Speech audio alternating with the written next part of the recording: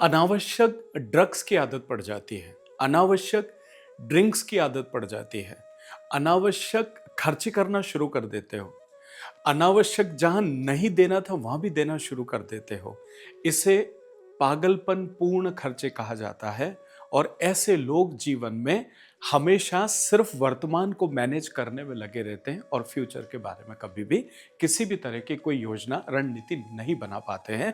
Short term सोचना और short term काम करना, आगे कहां पहुंचेंगे उसके लिए कभी कोई प्लानिंग नहीं हो पाती। अर्थात आपको सोचने की आवश्यकता है और आपको 7 नंबर पर काम करने की जरूरत है। आज का वीडियो इन्हीं तमाम सारी चीजों को लेकर के। Hard working is key of success. Sorry my dear friends, hard working in right direction is key of success.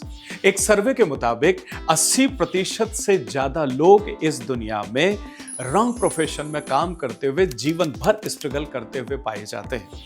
अगर आपके साथ भी ऐसा हो रहा है तो रुकिए, जानिए अपने ट्रू पोटेंशियल को और अपने राइट डायरेक्शन को। अपनी डेट ऑफ बर्थ के अनुसार राइट डायरेक्शन में आगे बढ़कर आप भी छू सकते हैं कामयाबी की नई बुलंदियों को। प्रणाम, मैं Vishwas Vaishnav, numerologist, vastu expert and true life coach, अपने 25 सालों के ट्रेनिंग प्रोग्राम के अनुभव के आधार पर लेकर के आया हूं आपके लिए न्यूमरोलॉजी प्रोफेशनल ट्रेनिंग प्रोग्राम, जिसमें आप सीखेंगे न्यूमरोलॉजी के वो तमाम सारे टूल्स एंड टेक्निक्स जिसके माध्यम से आप बन पाएंगे एक सफल न्यूमरोलॉजिस्ट और हासिल कर पाएंगे नाम, शोहरत और सफलता। तो आइए मिलते हैं न्यूमरोलॉजी प्रोफेशनल ट्रेनिंग प्रोग्राम में। तो देर किस बात की, अभी रजिस्टर कीजिए।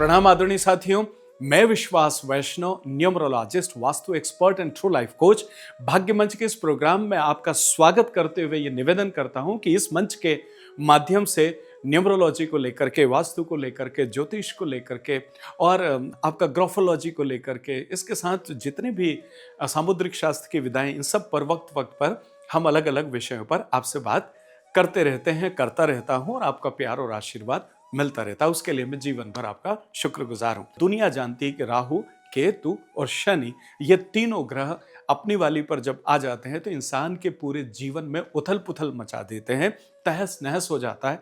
आपको समझ में नहीं आता कि जिंदगी किधर जा रही है, करना क्या चाह रहे हो क्या रहा है।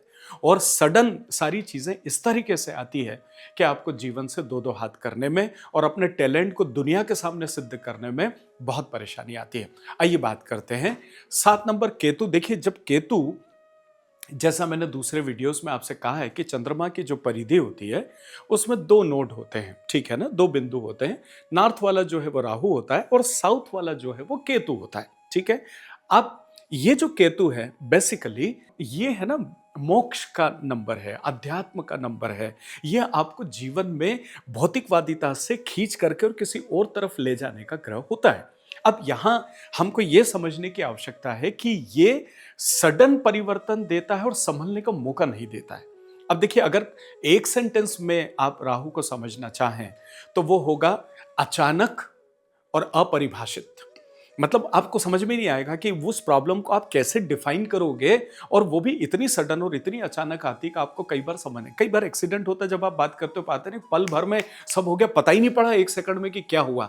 बस बिल्कुल वैसा ही राहु का काम है। और राहु जो है ये वर्तमान के बारे में इसलिए सोचता है क्योंकि ये सब पीछे का मामला होता है। देखिए, राहु जो है वो आगे की तरफ सोचता है और केतु जो है ये वर्तमान पर जो है वो बात करने का प्रयास करता है या पीछे की तरफ जाता है। तो भविष्य की योजनाएं इस वजह से राहु के पास होती है लेकिन केतु के पास नहीं होती, क्योंकि राहु उड़ान भरने के लिए जाना जाता है और केतु जो है वो अध्यात्म की तरफ ले जाने के लिए जाना जाता है। तो यहां पर जितनी भी छोटी छोटी चीजें होती है ना, बस वो केतु है। आप इसको ऐसे समझ सकते हैं कि मान लीजिए कि विशालकाय वटवृक्ष हो, चाहे छोटा सा पौधा हो, शुरू कहां से होता है? जड़ से होता है। और जब तक वो वट वृक्ष बन जाए और जिंदगी भर, तब भी वो जड़ पर निर्भीत होता है, क्योंकि उसके अंदर से उसे मिनरल्स, विटामिन्स, प्रोटीन्स, ये सारी चीजें उसको पानी सब चाहिए होता है। तो वो छोटी से छोटी जड़ से ही वो विशालकाय वटवृक्ष जिंदा रहता है, बस वही केतु है।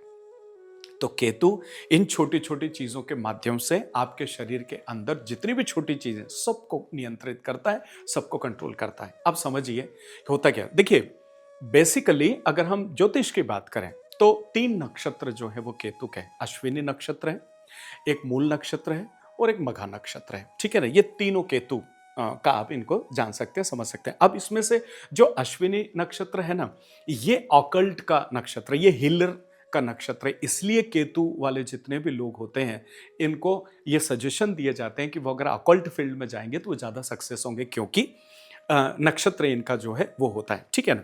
अब अश्विनी के बाद अगर हम मूल नक्षत्र की बात करें तो ये जो मूल नक्षत्र है ना, ये पूरी तरीके से आपको बदलने के लिए होता है। आप इसको ट्रांसफॉर्मेशन का नक्षत्र भी कह सकते हैं। देखिए ट्रांसफॉर्मेशन है मतलब इसमें खत्म होना, फिर पैदा होना, फिर खत्म होना, फिर पैदा होना, इस तरह का आप समझ सकते हो। आप इसको जिंदगी से भी जोड़ सकते हो, या मैं मरने जीने की बात नहीं कर रहा हूं। इंसान पूरा खत्म होता है फिर वापस अपने हस्ती को बुलंद करता है, पूरा खत्म होता है फिर हस्ती को बुलंद करता है, या फिर आपके पूरे स्वभाव में आमूल चूल परिवर्तन जो है वो हो जाता है। ठीक है ना, इसीलिए मां काली की जो है वो पूजा करने के लिए कहा जाता है केतु के केस में, राइट। और बाकी चीज में अगर हम आ जाते हैं दैट इज मघा नक्षत्र। मघा नक्षत्र जो है वो पूर्व जन्म के अंदर हमारे जो भी पूर्वज रहे हैं उन पूर्वजों की इच्छा पूर्ति का जो है वो हिस्सा माना जाता है। तो इस वजह से केतु राहु से डिफरेंट होता है इन 3-4 चीजों की जगह पर। अब बात कर लेते हैं कि अगर ये केतु खराब है तो फिर आपकी क्या स्थिति होती है। देखिए ड्रग्स आपको लग जाता है, जुआ आपको लग जाता है, शराब आप बिना कारण के पीने लगते हैं, अकारण आप खर्चा करने लग जाते हैं, जहां नहीं खर्चा करना चाहिए वहां भी कर देते हैं, जहां नहीं देना चाहिए वहां भी, जहां सामने आए लोगों को आप बांटते रहते हैं। इस तरीके की चीजें आपके साथ में होना शुरू हो जाती। इसे पागलपन युक्त खर्चे भी कहा जाता है। तो अब आप देखिए कि जब इतनी सारी चीजें हो जाती है, या आप देखिएगा कोई एनिमल आपको, जैसे कुत्ते हैं या सांप वगैरह है, इनका काटा जाना, कई बार आप निकल रहे हैं, 1000 लोग निकले किसी को नहीं काटा लेकिन आपको कुत्ता काट लेगा। इस तरह की घटनाएं भी जो है वो केतु वाले केस में जब ये खराब होता है तो आपके साथ होने लग जाती है। तो ये तमाम सारी चीजें, आपको डर लगने लग जाता है। आप जरा सा भी हाइट पे कहीं भी जाते हैं तो आपने सुना होगा ना कुछ लोगों को कि उनको ऊंचाई से फोबिया है, इसका मतलब केतु चेक करने की जरूरत है। ठीक है ना।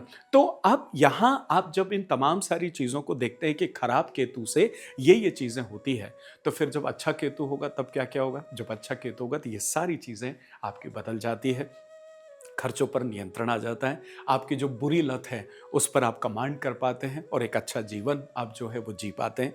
परमपिता परमेश्वर और आध्यात्मिकता और भौतिकता, इन दोनों के बीच एक सामंजस्य आप बना पाते हैं और अपने आप के मानसिक संतुलन को बरकरार रखते हुए अपने जीवन को ऊंचाइयों तक आप ले जाते हैं। प्लस अगर राहु अच्छे हो जाते हैं तो वह सडन परिवर्तन भी देते हैं, तो वह अच्छाई वाले सडन परिवर्तन देते हैं।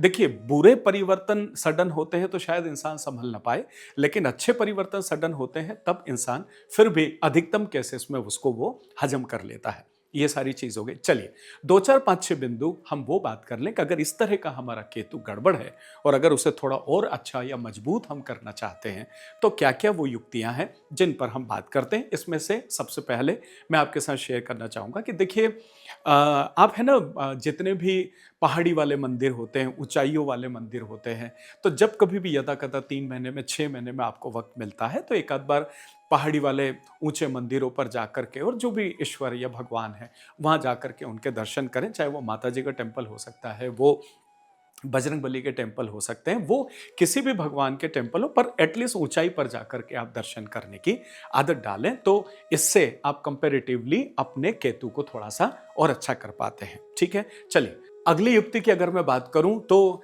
आप अपने जो कान है, इन कान के पीछे आप हल्दी का जो है वो तिलक लगा सकते हैं, अपने कानों में सोना भी पहन सकते हैं। आप देखते हैं कुछ लोग जनरली अपने कानों में जो है वो बाली सोने की पहनते हैं, कहीं ना कहीं वो केतु का ही एक उपाय जो होता है। तीसरी चीज़ अगर मैं बात करूं तो आप गुरुवार के दिन जो है वो मीठा या खट्टा खाने की कुछ चीज़ें हैं उनका आप दान कर सकते हैं, डोनेट कर सकते हैं। स्ट्रीट डॉग को फिट करना है जो आप जानते हैं बहुत अच्छे से, लेकिन ये वो युक्तियाँ हैं जिनका उपयोग करके और आप अपने केतु को सुंदर और खूबसूरत बना सकते हैं, और ये तमाम सारी जो प्रॉब्लम्स आपको महसूस हो रही है, इन प्रॉब्लम से आप थोड़ा-सा अपने आप को कंफर्ट ज़ोन में ले जा सकते हैं। बट केतु बहुत अच्छा ग्रह है, और अगर इसको साधें और इनको समझ करके आप जीवन में कुछ करते हैं तो ये जीवन में आपको बहुत अच्छा आध्यात्मिकता और भौतिकता के बीच एक बहुत अच्छा सामंजस्य करके जीवन जीने का ग्रह है, और इसके साथ आप आनंदित हो सकते हैं। बहुत बहुत शुक्रिया, मिलता हूँ बहुत जल्दी एक और खूबसूरत वीडियो के साथ में। अभी तक के आपके लाड प्यार और दुलार के लिए मैं बहुत बहुत धन्यवाद अदा करता हूँ। किसी भी तरह का कोई वर्कशॉप आप न्यूमरोलॉजी, वास्तु या इन ज्योतिषीय किसी भी विषय पर आप अटेंड करना चाहते हैं, स्क्रीन पर नंबर है, आवाज़ दें, अपने अगली वर्कशॉप की जानकारी लें, और साथ ही साथ अगर कोई प्रोटेक्शन चाहते हैं तब भी मुझे आवाज़ दें। आत्मीय प्रणाम, शुक्रिया।